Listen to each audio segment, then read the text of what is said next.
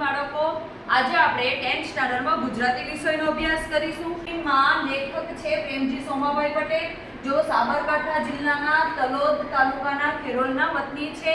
હવે એમની થોડીક વાતો કરીએ તો તેઓ કોલેજમાં અધ્યાપક તરીકે કાર્યરત હતા. બીજું, એમના લઘુકથા સંગ્રહો છે, લોક સાહિત્ય છે, બાળ સાહિત્ય છે, વિવેચન ગ્રંથો છે, ઘણા બધા એમણે ગ્રંથો લખ્યા છે. હવે આપણે જઈએ લેસન તરફ. બીજી વસ્તુ કે આ જે ટિફિન છે પાઠ એ લઘુકથા છે. લઘુકથા એટલે ટૂંકી વાર્તા, બરાબર છે. લઘુકથા છે, નાની વાર્તા, પણ કંઈક વધારે આપણને બોધ આપી જાય છે, બરાબર કે પ્રાણીઓ પ્રત્યે આપણને પ્રેમ લાગણી ભાવ હોવી જોઈએ. એક વૃદ્ધ સ્ત્રીની વાત અહીંયા આગળ આવે છે કે વૃદ્ધ સ્ત્રી લીધી છે, બરાબર. એના થ્રુ આપણે સમજાવવામાં આવ્યું છે કે પ્રાણીઓ પ્રત્યે આપણે પ્રેમ અને લગાવ કેવી રીતે રાખી શકીએ છીએ, બરાબર. અહીંયા આગળ એક કથાનાયક છે, બરાબર. વૃદ્ધ નાયિકા છે, વૃદ્ધ સ્ત્રી છે કે જે અમથીમાં નામક એક એમાં પાત્ર આવે છે. કે કથાનાયક જે છે એ અમથીમાને ઘરે આવીને કહીને જાય છે, વૃદ્ધ છે, કશે જઈ શકતી નથી, બરાબર. હવે થાય છે એવું કે અચાનક જ્યારે એ કથાનાયક ટિફિન લઈને આવે છે ત્યારે શું ઘટના બને છે તે ઘટના અહીં આગળ મૂકવામાં આવી છે, લેસનમાં મૂકવામાં આવી છે. હવે ટિફિન લઈને માંડવીમાં પ્રવેશતા જ સાદ કર્યો. સાદ કરવો એટલે અવાજ કરવો. કોણ? જે કથાનાયક જે અમથીમાને કહીને ગયા છે કે હું આજે ટિફિન તમને આપીને જઈશ. એ જેવા અંદર ઘરમાં પ્રવેશે છે તેવો જ અવાજ કરે છે. શું કહે છે જો કે અમથીમા, એ અમથીમા. આ એ ભાઈ એમનો ધીમો અવાજ ડાઈ તરફથી આવતો જણાયો. કોણ સાદ કરે છે? કથાનાયક. કોને? અમથીમાને. કે એ અમથીમા, આપણે પણ કોઈકના ઘરે જઈએ છીએ એટલે પહેલે જ દરવાજા પાસે જઈને એમને અવાજ કરીએ છીએ, સાદ કરીએ છીએ.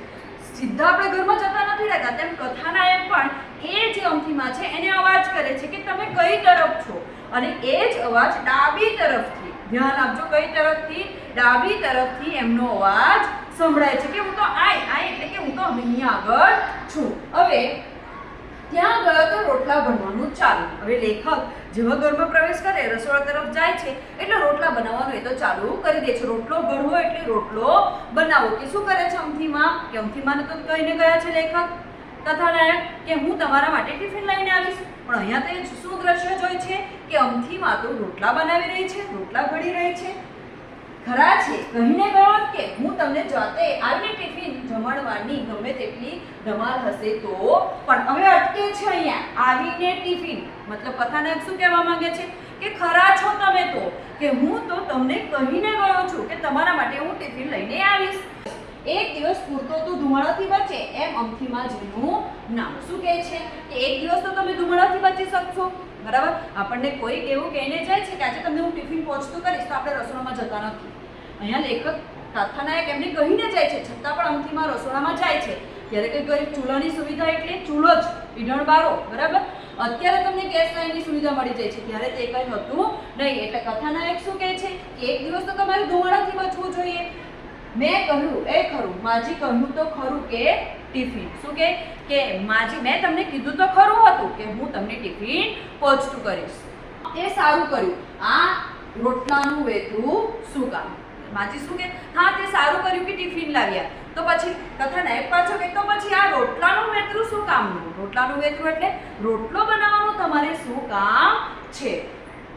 એમને મારી તરફ જોયું, હળવાશથી કહે. હળવાશથી એટલે ધીરેથી કહે છે. કથાનાયક બાજુ એ અમથીમાં જોઈ છે અને ધીરેથી કહે છે. શું કહે છે કે હું ધરાઈ જાઉં, પણ આ સામે બેઠી કાળવી અને ગોરી હમણાં આવશે, એ બેને શું જવાબ આપીશ? કથાનાયક પાછો વિચારમાં પડી જાય છે કે આ કાળવી અને ગોરી કોણ?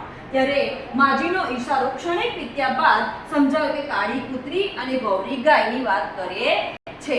અટકીને આગળ કહે બે જીવ નેહકા નાખે તો મારે ખાધેલું એ. ડોશી જાણે પોતાના કુટુંબીજનોની વાત કરતા હોય એમ બોલ્યા. અહીંયા કથાનાયક ઈશારો સમજી જાય છે. શું સમજે છે કે એક કાળવી કોણ છે? કૂતરી છે. અને ગૌરી કોણ છે? ગાય છે.